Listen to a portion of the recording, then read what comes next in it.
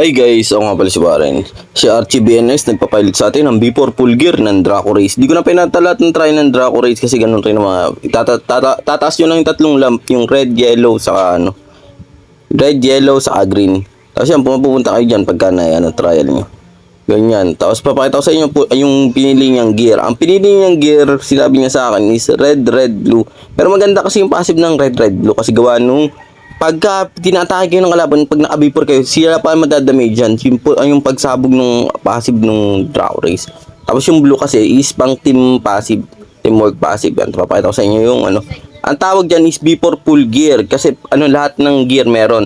Tapos yan rin, nagpa-training na din sa atin. Yun ang tunay na full gear and full training. Talagang ang magagastos nyo riyan is 26,750 fragments. Yan. Tama, full gear na rin yan. Full gear, full training yan. Tama, training is achieved. 4K kasi last babayaran pagka nasa Salamat sa nagpa-pilot. Ag-accept tayo ng pilot. PM mo kami lang sa mga gusto magpa-pilot.